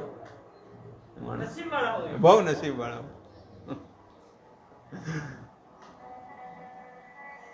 તો કરદમ ઋષિ મુનિ 12,000 વર્ષ તપસ્યા કરી, ભગવાન પ્રગટ થઈ ગયા. ભગવાનના આંખમાંથી આંસુ નીકળી ગયા કે મારા ભક્તો મને પ્રાપ્ત કરવા માટે કેટલી તપસ્યા કરે છે. રિયલમાં મારા સાચા ભક્ત છે. ભગવાનના આંખમાંથી આંસુ આવ્યા, અને આંસુ જે સ્થાન ઉપર પડ્યા ને, એનું નામ પડ્યું બિંદુ સરોવર. એનો કુંડ છે. અને ભાગવતમાં, આ જે ભાગવતમાં વર્ણન છે કે એ કુંડમાં બિંદુ સરોવરનું કોઈ જળ પીવે અને એ જળ કોઈને આપે, પીવડાવે, ભગવાન એની મનની બધી ઈચ્છા પૂર્ણ કરે છે. એટલું એ દિવ્ય જળ છે બિંદુ સરોવર. પણ લોકો તો શરીરને, કાયાને સારી કરવા માટે લાખો રૂપિયા ખર્ચો કરે, પણ માત્ર 60 રૂપિયા ખર્ચો કરીને જો એ જળ જઈને ખાલી આચમન કરે અને ભગવાન કપિલ કરદમ ઋષિ મુનિનું પ્રદક્ષિણા કરે 11 દિવસે જઈને, કે જ્યારે પણ સમય મળે, તો માત્ર 60 રૂપિયામાં એને સંસારની બધી વસ્તુ મળી શકે છે. એટલું દિવ્ય જળ છે. એ કોણ, એ શું છે ખબર છે? ભગવાનના આંખમાંથી પડેલા આંસુ છે, એટલે એનું નામ પડ્યું બિંદુ સરોવર. આવી રીતે આ બિંદુ સરોવરની ઘટના કે ભગવાને કીધું કે હે કરદમ, આજથી ત્રીજા દિવસે હું તમને આદેશ આપું છું કે આજથી ત્રીજા દિવસે આ વિશ્વ બ્રહ્માંડના સ્વામી બ્રહ્માના પુત્ર જેનું નામ છે મનુ અને શત્રુપા, મનુ અને શત્રુપા આજ બિંદુ સરોવરમાં આવશે તમારી પાસે, અને એમની દીકરી જેનું નામ છે દેહુતિ. એમને 5 સંતાનો હતા મનુ મહારાજને. કયા કયા હતા? 2 દીકરા હતા, રાજા પ્રિયવ્રત અને ઉત્તાનપાદ. આ પ્રિયવ્રતે આખી સૃષ્ટિ ચલાવી હતી અને ઉત્તાનપાદ ભગવાનનું ભજન કરતા. ઉત્તાનપાદની રાજધાની ક્યાં હતી? રાજધાની ઉત્તાનપાદની ક્યાં હતી? કાનપુરમાં, કન્નોજમાં. આ કન્નોજ કહેવાય છે ને, ત્યાં આગળ રહીને ઉત્તાનપાદ સૃષ્ટિના પ્રારંભમાં ત્યાં રાજધાની કરતા. અને બીજી બધું એમના મોટા ભાઈ જે પ્રિયવ્રત હતા ને એ કરતા. પણ સૌથી ફેમસ કયા થઈ ગયા? ઉત્તાનપાદ રાજા. કારણ કે કેમ ફેમસ થયા ખબર છે? કારણ કે એમના જ દીકરા ધ્રુવ મહારાજ થયા, અને ધ્રુવ મહારાજે એવું ભજન કર્યું ને તો એ ઉત્તાનપાદ ફેમસ થઈ ગયા. અને પ્રિયવ્રતનું તો કોઈ ઓળખતું નથી. એટલે આવી રીતે આ સૃષ્ટિનું પ્રાગટ્ય થયું. કરદમ ઋષિમુનિને મનુ મહારાજને 3 દીકરી હતી, આકૃતિ, દેહુતિ ને પ્રસૂતિ, અને 2 દીકરા હતા, પ્રિયવ્રત અને ઉત્તાનપાદ. ટોટલ 5 સંતાનો હતા. તેમાં સૌથી મોટી દીકરી જેનું નામ છે દેહુતિ, એ દેહુતિના વિવાહ કરવા માટે આ બિંદુ સરોવરમાં સરસ્વતી નદીને કિનારે જ્યારે કરદમ ઋષિમુનિ આવ્યા, એમના કુટિયામાં આવ્યા, ત્યારે મનુ મહારાજે કીધું કે આ મારી દીકરી છે અને એનો હાથ હું તમને સોંપી રહ્યો છું. કરદમ ઋષિમુનિ કે હું તો ફક્કડ બાબા, હું ક્યારે કોઈ જોબ કરતો નથી, કોઈ ફેક્ટરી ચાલતી નથી, કોઈ મારે મકાન નથી. તમારી દીકરી વિશ્વ બ્રહ્માંડના તમે રાજા છો. એવું નથી કે તમારે કોઈ રિલાયન્સની ફેક્ટરી ચાલે છે કે તમારે કોઈ, તમે તો કોણ છો? મનુ મહારાજ છો. અને મનુ મહારાજ એટલે કે 14 લોકના તમે રાજા છો, અને તમે મારી સાથે શું કામ લગ્ન કરાવો છો? અરે આ સંસારનો એક કહેવાય ને કે 3rd ક્લાસ બિઝનેસમેન પણ એવો વિચાર કરે કે મારી દીકરીના વિવાહ ટોપ ક્લાસની સાથે થવા જોઈએ, અને તમે ટોપ ક્લાસની દીકરી છે ને તમે કોની હારે? ફક્કડ બાબા હારે કરો છો. તમારી દીકરી દુઃખી થઈ જશે, એટલે કામ કરો, મોટા રાજાની સાથે કરાવો. ત્યારે દીકરી કહે છે, દેહુતિ કહે છે કે મારે બીજું કાંઈ નથી જોવું, તમે ભગવાનનું ભજન કરો છો અને તમારા દ્વારા જે સંતાનની પ્રાપ્તિ થશે ને એ દિવ્ય સંતાન થશે. અને રાજાઓની જે સંતાન થશે ને, રાજા દ્વારા કદાચ લગ્ન થાય તો એ તો બધા ભોગી સંતાન બનશે, પણ તમે તો 24 કલાક પ્રભુનું ભજન કરો છો. ત્યારે કરદમ ઋષિ મુનિ કહે છે કે ભગવાનની આ આજ્ઞા છે એટલે હું આ કાર્ય કરું છું, બાકી મને વિવાહમાં કે આ સંસારમાં કોઈ રુચિ નથી. અને બીજું મારું બીજું વચન એ છે કે જેવી તમને સંતાન થશે એટલે હું ઘર બાર છોડીને જતો રહીશ. તમારે મંજૂર હોય તો જ તમે પહેલેથી પાકું કરી લો. ત્યારે કરદમ ઋષિમુનિ ફરીથી 12,000 વર્ષ સુધી તપસ્યા કરી.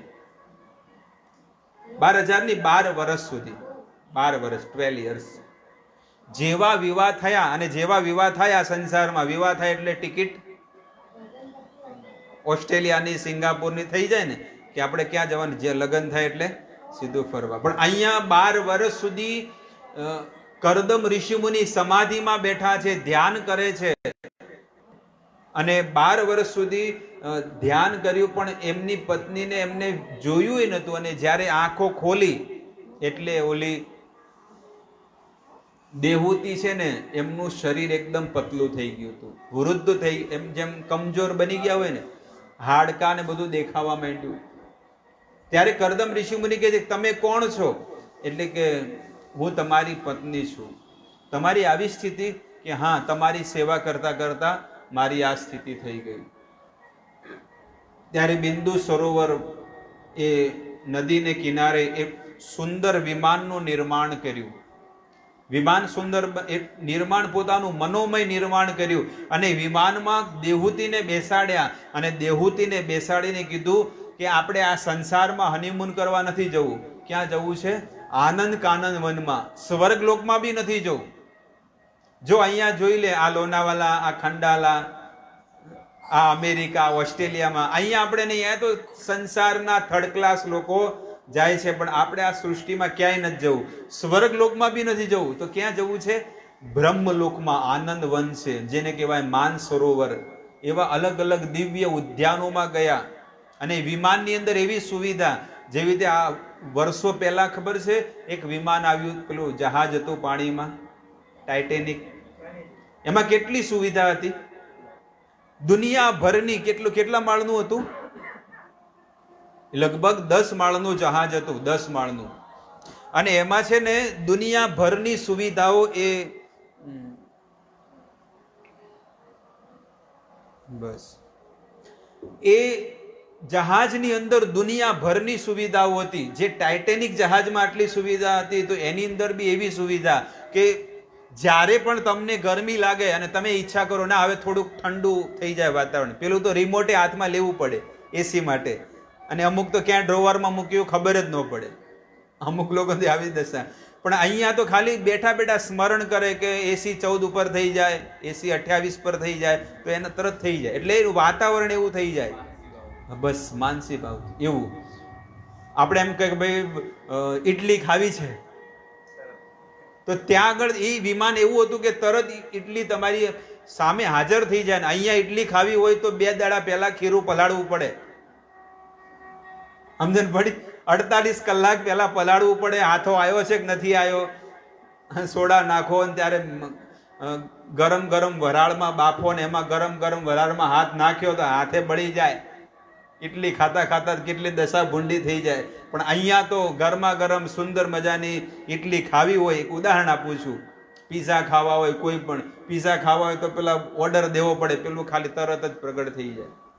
મંગળસૂત્ર મારે પહેરવું છે કે આ વસ્તુ પહેરવી છે કે પાટણના પટોળા, જે પણ વસ્તુ જોવે એ તરત પ્રગટ થઈ જાય. અને કીધું કે આ કુંડમાં તમે સ્નાન કર્યો. અને જેવું એ દેહૂતીએ કુંડમાં સ્નાન કર્યું, તમે ખબર છે પેલા લોકોની જટા, આમાં દૂધ નાખીને જટા બનાવે, એવી એમના વાળની દશા થઈ ગઈ હતી. અને એકદમ વૃદ્ધ જેવા, અને એકદમ શરીર પતલું થઈ ગયું. પણ જ્યારે એની અંદર સ્નાન કર્યું ને દેહૂતીએ, એકદમ રૂપાળા સુંદર, અપ્સરાઓ કરતા પણ લક્ષ્મી જેવા સુંદર બની ગયા. એવો કુંડ અત્યારે હોય તો બ્યુટી પાર્લરમાં કોઈ જાય?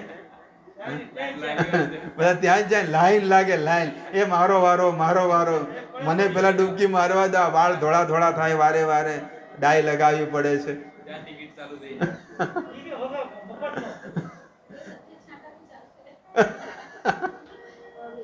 જુઓ છે ને. પણ કરદમ ઋષિમુનિ એવા પતિ હતા કે એને કીધું કે તમે આ કુંડમાં સ્નાન કરો, તમે પહેલા કરતા પણ સુંદર બની જશો. લક્ષ્મીને જે સુખ નતું એ ભગવાનના ભક્તની પત્નીને એવું સુખ મળ્યું. એટલે તો એમને જોઈ વિચારીને જ લગ્ન કર્યા ને, કે મારા પતિ જે હશે કેવા હશે. અને એમને એક સાથે 9 દીકરીઓનો જન્મ આપ્યો. એક સાથે 9 દીકરીઓનો જન્મ થયો. એનું વર્ણન અહીંયા આવે છે, ભાગવતમાં લખેલું છે. કલા અનસુયા, જે અનસુયા ક્યાં થયા? ચિત્રકૂટમાં. કલા, અનસુયા, શ્રદ્ધા, હવિર્ભુ, ગતિ, ક્રતુ, સ્વાતિ, અરુંધતી અને શાંતિ, 9 દીકરીઓના જ્યારે જન્મ થયા. એટલે કરદમ ઋષિમુનિ સ્ટાર્ટિંગમાં શું કીધું હતું? જ્યારે શું કહેવાય, એંગેજમેન્ટ, સગાઈ થઈ ત્યારે કીધું હતું ને કે જ્યારે સંતાનની પ્રાપ્તિ થશે એટલે હું જતો રહીશ. અને તો સંતાન થાય તોય કોઈ નીકળે એમ નથી. ઘરવાળા ધક્કો મારીને કાઢે તોય કોઈ જાય એમ નથી. નહીં જાઉં, ગમે તે કરો, નહીં જાઉં. ઘણી વખત લોકોને છે ને, ઘણી વખત લોકોને ઘરની અંદર વૈરાગ્ય આવી જાય. ઘરમાં ઝઘડા થાય ને એટલે કે તારું મોઢું કોઈ જોવા માંગતું નથી, એટલે કે હું તમારું મોઢું જોવા માંગતી નથી. બંને જણા ઝઘડા કરેલો, ધણી હોય સુટકેસ ભરે, અંદર કપડાં ભરે, કપડાં ભરીને પછી પાલનપુર રેલવે સ્ટેશન ઉભો રહે કે ક્યારે 1:15 વાગે ને હરિદ્વાર વાળી આવે, અમદાવાદ હરિદ્વાર જઈને સીધો. હા, પણ જેવો એ રિક્ષામાં બેહે ને એટલે રિક્ષામાં તો સારું બધું અંદર ટેન્શન તો હોય જ, ક્રોધ બહુ ભરેલો હોય, પણ પછી છે ને શાંત મગજ થાય કે સારું કપડાં કોણ ધોશે, 2 ટાઈમ ખાવાનું કોણ આપશે, ઇસ્ત્રી કોણ કરી આપશે, બૂટને આ બધું વિચાર કરે. અને પછી કે ઓલા રિક્ષાવાળા કે યુટર્ન મારી લે, યુટર્ન કે ક્યાં, કે ઘરે જ આવવું છે, કામ છે. અને જેવો ઘરે આવે ને, કેમ પાછા આયા, કહેતા હતા જતો રહું, બાબાજી બની જાઉં, ભગત બની જાઉં, ભગવા ધારણ કરી લઉં, પાછા કેમ આયા? ઈ કે તારું મોઢું કોણ જોવા માંગે છે, છાની મની તું જા, આ 2 નાના નાના એનું એ જોઈને હું પાછો આવ્યો કે તારા હાથે તો એક ઘડી 1 મિનિટ માટે હું વાત કરવા લાયક બસ. પણ આ 2 નાના નાના એ શું છે, ફેબિકોલ નું કામ કરે. છોકરાઓ શું છે, હા છોકરાઓ શું છે, ફેબિકોલ નું કામ કરે. જેને ન હોય ત્યાં સુધી ખડબડ ખડબડ ચાલે, પણ સંતાન થઈ જાય પછી પછી પડ્યા રહે એક માળામાં. આવું છે. તો અહીંયા પણ કરદમ ઋષિ મુનિએ કીધું કે 9 સંતાનો થઈ ગયા, હવે હું સંન્યાસ લઉં છું, હવે હું નહીં રહું ઘરે, તમે રહો ને તમે આની સેવા કરો, મોટા કરો. ત્યારે દેહૂતી બહુ વિરહ થયો, એમને બહુ દુઃખ થયું.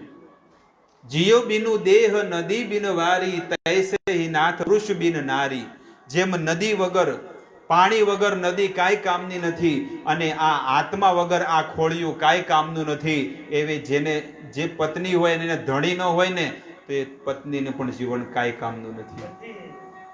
બસ આવી વાત જ્યારે દેહૂતી કીધું, મને તમારી સાથે કોઈ ઈચ્છા નથી કે મને તમારી સાથે સંસારનો ભોગ કરવો છે, નહીં, બસ તમે અહીંયા રહો અને આ દીકરીઓને મોટી કરો, આ 9 દીકરી છે ને એને મોટી કરો, એના વિવાહ કરાવો, કારણ કે તમારું કર્તવ્ય બને છે. મને નહીં કે પણ સમાજ તમને કહેશે કે મૂકીને જતા રહે. ત્યારે કરદમ ઋષિ મુનિ થોડોક સમય માટે રહ્યા અને એમને ઘરે એક દીકરાનો જન્મ થયો. એવા તપસ્વીને એટલા શુદ્ધ અને પવિત્ર આચરણ વાળા હતા કરદમ ઋષિ મુનિ કે એમના ઘરે સાક્ષાત ભગવાન પ્રગટ થયા. ઘણા લોકો કે અમારા ઘરે કેમ ભગવાન પ્રગટ નથી થતા? ભગવાન કેવી રીતે? કામ માણસના કેવા છે, તમારે જોવું જ જોઈ લો. દેવકીનું જીવન, વસુદેવજીનું જીવન, કે જેણે 3 જન્મો સુધી 12,000 વર્ષ સુધી સૂકા પાંદડા ખાઈને જીવન જીવ્યું છે. અને આ મનુષ્ય શરીરમાં તમને એમ કીધું કે તમારો એક દીકરાની બલિ ચડાવી દો, દિવાલમાં પટકીને મારી નાખો, કોઈ કરે? પણ દેવકીના 6 દીકરાઓને એના સગા ભાઈએ મારી નાખ્યા, કંસે મારી નાખ્યા છે કે નહીં? ત્યારે ભગવાન એના હૃદયમાં પ્રગટ થાય છે. આપણા હૃદયમાં પણ 6 વસ્તુઓ છે. આપણે પણ 6 સંતાનો લઈને બેઠા છીએ: કામ, ક્રોધ, લોભ, મોહ, મદ, માત્સર્ય. આ 6 દીકરાઓને મારવાના છે. એટલે આ ક્રોધને મારવાનો છે. અંદર છે, અંદર બેઠો છે જીવતો. હા, કામ, ક્રોધ, લોભ. આ લોભ છે. લોભ માણસને, પૈસો છૂટતો નથી, ઘર છૂટતું નથી, આ માયા છૂટતી નથી. ને કે 50 વર્ષ તો થઈ ગયા જો તોય ઘરેથી નીકળતા નથી. ઘર છૂટતું જ નથી, કઈ ના છૂટે. માયા એવી લાગી છે ને જેની વાત છૂટે જ નહીં. ઘર વાળા ધક્કા મારીને કાઢે ને તો પાછો આવે. જે પેલું કૂતરું નહીં, કૂતરાને લોકો લાકડી મારે, બહુ હોટી મારે, પણ 2 મિનિટ બહાર જાય ને પાછો આવી જાય. એમ આને ધક્કો મારે તો લાગે તો થોડુંક ગુટકા તમાકુ લઈને પાછો આવી જાય ઘરમાં. એને એની જે એનો ખાટલો હોય ત્યાં જઈને બેસી જાય. તમે ગમે તે કરશો, હું નહીં જાઉં. બોલો, નહીં જાય. તો આવી રીતે કરદમ ઋષિ મુનિ એમના ઘરે ભગવાન કપિલ પ્રગટ થયા. અને ભગવાન કપિલ જેવા મોટા થયા ને થોડાક, એટલે ભગવાન કપિલને કહે છે કે આ તમારી માતાની તમે સેવા કરો, અને આ તમારી 9 બહેનો છે એને તમે સુંદરનું વહેવાળ, એટલે કે સગાઈ કરીને વિવાહ કરાવો. અને મારો સમય હવે આવી ગયો છે, 51 વનમાં જવાના દિવસો. આ બધા સિગ્નલો આપણને પણ નોટિસો ભગવાન ઘણી આલે છે, પણ આપણે કોઈ સુધરતા જ નથી. સૌથી પહેલી નોટિસ છે ને ભગવાન છે ને, નોટિસ પહેલી આપે કે આપણા વાળ ધોળા કરે. સૌથી પહેલી નોટિસ ભગવાન આપે છે. આ જ્યારે ધોળા થાય એટલે ભગવાન નોટિસ આપે કે ભાઈ હવે છોડો, ઘરમાંથી નીકળો. પણ એ નોટિસને ફાડી દે. તરત ફાડી નાખે. જેમ મેડિકલમાંથી કાળો મસાલો લાવે અને જૂની પેલું બ્રશ આવે ને અને ચાલુ થઈ જાય. હા. અને ભગવાન કે ભાઈ શું કર્યું? પેલા ભાઈને પહેલી નોટિસ આપી કે બાપુએ કે ભગવાન કે એને તો નોટિસ છે ને ફાડી નાખી.